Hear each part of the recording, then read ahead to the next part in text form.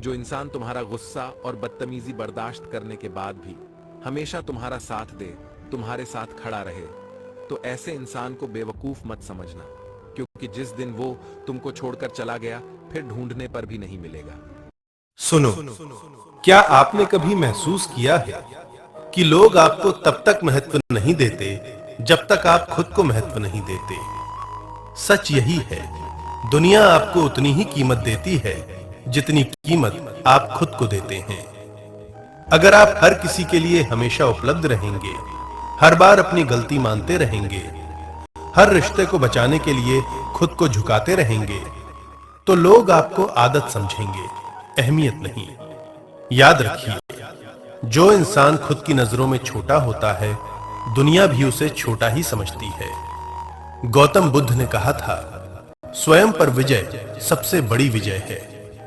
मजबूत बनना मतलब गुस्से में रहना नहीं है। मजबूत बनना मतलब है अपनी भावनाओं को नियंत्रित करना, अपनी सीमाएं तय करना, और जहां सम्मान न मिले वहां चुपचाप दूरी बना लेना। हर किसी को खुश करने की कोशिश छोड़ दीजिए, क्योंकि जो हर समय सबको खुश करना चाहता है, वह अंत में खुद सबसे ज्यादा दुखी होता है। खुद को इतना बेहतर बनाइए कि आपकी मौजूदगी लोगों के लिए सामान्य नहीं, बल्कि सम्मान की बात बन जाए। जब आप अपने समय की कदर करेंगे, लोग आपके समय की कदर करेंगे। जब आप अपने आत्मसम्मान की रक्षा करेंगे, लोग आपको हल्के में लेना बंद कर देंगे। खुद को इतना मजबूत बनाइए कि लोग आपको खोने से डरें। दूसरों को बदलने की कोशिश मत कीजिए, पहले खुद को इतना ऊंचा उठाइए कि आपका स्तर ही बदल जाए। जिस दिन आपने अपनी असली कीमत समझ ली, उस दिन से दुनिया का व्यवहार अपने आप बदल जाएगा। यही असली ताकत है, यही असली आत्मसम्मान है, और यही जीवन की सच्ची जीत है। सही समय पर बुद्धि काम नहीं करती तो क्या करे? इसी सवाल को लेकर एक व्यक्ति गौतम बुद्धा के पास आया और बोला, हे महात्मा, मेरी बुद्धि वैसे तो बहुत अच्छे से काम करती है और मुझे सारी बातें भी याद रहती है, परंतु जब भी मुझसे कोई प्रश्न पूछता है तो उस समय में मेरी बुद्धि काम नहीं करती, चाहे मैं कितना भी प्रयास क्यों न कर लूं। हे महात्मा, कृपया इसके कोई उपाय बताइए जिससे मेरी बुद्धि पूछे हुए प्रश्न का सही समय पर उत्तर दे पाए। इस पर बुद्धा बोले, ठीक है, तो ध्यान से सुनो। अगर तुम्हें अपनी बुद्धि को पहले से ज्यादा तेज करना है तो इसका ये एक उपाय है कि तुम जब भी रात को सोने के लिए जाओ, तब तुम सोने से पहले अपने दिन भर कौन से कार्य किए, कितने लोगों से मिले, उनसे क्या बातें की, इन सभी चीजों को तुम्हें अगले 30 दिनों के लिए रोज रात को याद करके सोना होगा। और जब तुम्हारी बुद्धि रोज किए। गौतम बुद्ध कहते हैं, दुनिया नहीं जानती कि हम सभी का अंत यहीं पर होना है, लेकिन जो लोग इस सत्य को जानते हैं, उनके सारे झगड़े एक ही बार में खत्म हो जाते हैं। नमो बुद्धाय। एक दिन भगवान बुद्ध अपने शिष्यों के साथ बैठे थे। तभी एक शिष्य ने हाथ जोड़कर पूछा, भगवान, जीवन में कब और कहां हमें चुप रहना चाहिए? भगवान बुद्ध मुस्कुराए और बोले, हे भिक्षु, चुप रहना भी एक कला है। हर जगह बोलना बुद्धिमानी नहीं होती। जहां शब्द अनर्थ कर सकते हैं, वहां मौन ही सबसे बड़ा रक्षक है। मैं तुम्हें बताता हूं किन अवसरों पर मौन रहना चाहिए। पहला, जब क्रोध आए, जब मन क्रोध से भर जाए, वाणी कड़वी होने लगे, उस समय कुछ न बोलो, क्योंकि गुस्से में निकला हर शब्द तीर बनकर दिल को घायल कर देता है। बुद्ध कहते हैं, क्रोध के समय मौन रहो, वही सबसे बड़ी जीत है। दूसरा, अज्ञानी के सामने, जहां सामने वाला तर्क सुनने को तैयार न हो, जहां बुद्धि के बदले अहंकार बोलता हो, वहां चुप रहना ही अच्छा है। बुद्ध बोले, मूर्ख से वाद विवाद करना अंधे को रंग समझाने जैसा है। तीसरा, अपमान के समय जब कोई अपशब्द कहे या तिरस्कार करे, तब मौन रहना चाहिए, क्योंकि सामने वाला अपने कर्म का फल पाएगा। बुद्ध ने कहा, जो अपमान सहकर भी शांत रहे, वो सच्चा वीर है। चौथा, किसी का भेद न खोलने के लिए जहां कोई गुप्त बात बताई जाए या किसी की निजता हो, वहां वाणी को रोकना ही सच्ची मित्रता है। बुद्ध कहते हैं, जिसे मौन रखना आता है वही विश्वास का पात्र है। पांचवा, अनजाने विषय पर जिस बात का ज्ञान न हो उस पर बोलना मूर्खता है। बुद्ध बोले, जहां ज्ञान न हो वहां मौन रहो, वही सच्चा ज्ञान है। छठा, विवाद की स्थिति में जहां बात बात पर झगड़ा बढ़ने लगे, जहां वाद विवाद का कोई अंत न हो, वहां चुप रहना ही सबसे समझदारी है। बुद्ध कहते हैं, जहां शब्द शांति छीन ले, वहां मौन सुख देता है। अंत में भगवान बुद्ध बोले, हे भिक्षुओं, वाणी बड़ी ताकत है, इसका उपयोग सोच समझकर करना चाहिए। मौन वह ढाल है जो जीवन को अनर्थ से बचाता है।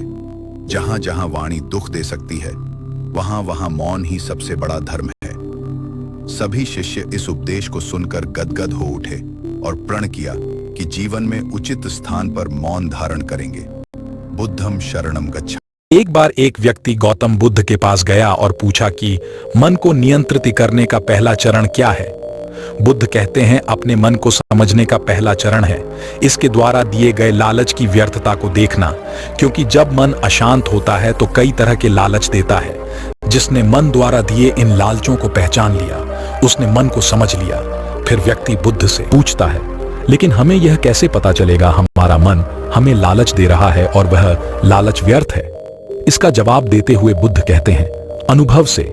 मनुष्य मन के लालच से जिस कार्य को अतिपूर्वक करता है उसमें उसे हानि ही होती है, और हानि के बाद ही उसे अनुभव भी होता है। जैसे जिसने वास्तव में यह देख लिया कि नशा करना केवल दुख है, वह नशा मुक्त होना शुरू कर देगा।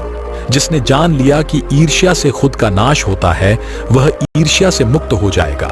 मन को समझने का यही पहला चरण है।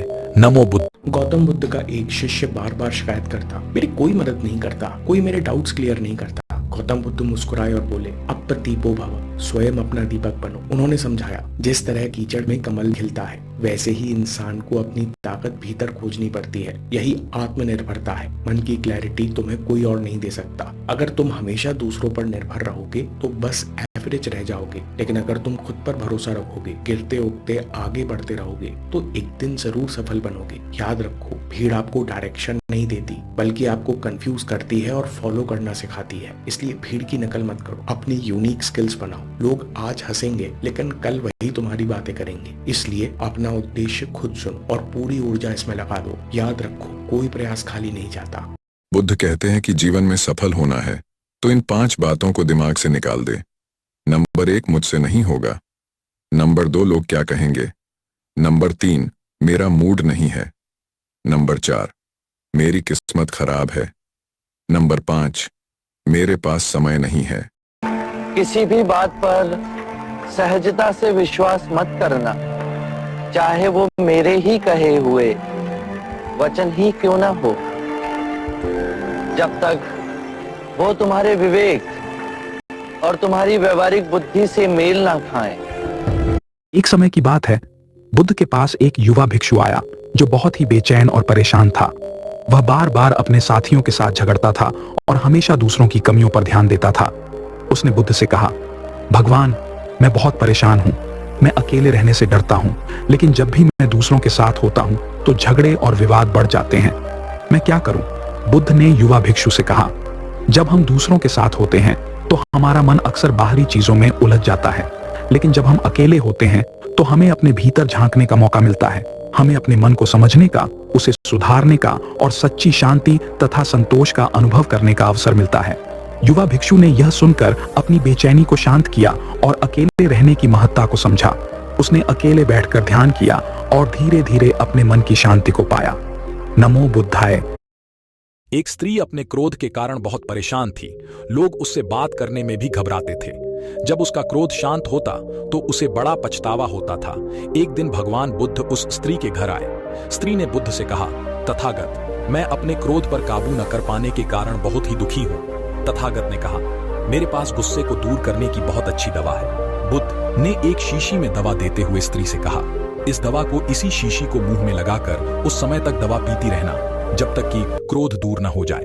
इतना कहकर बुद्ध चले गए। जैसे ही उसे क्रोध आता तो वह शीशी को अपने मुंह में लगा लेती। कुछ दिन बाद जब बुद्ध आए तो स्त्री उनके पैरों में गिर पड़ी।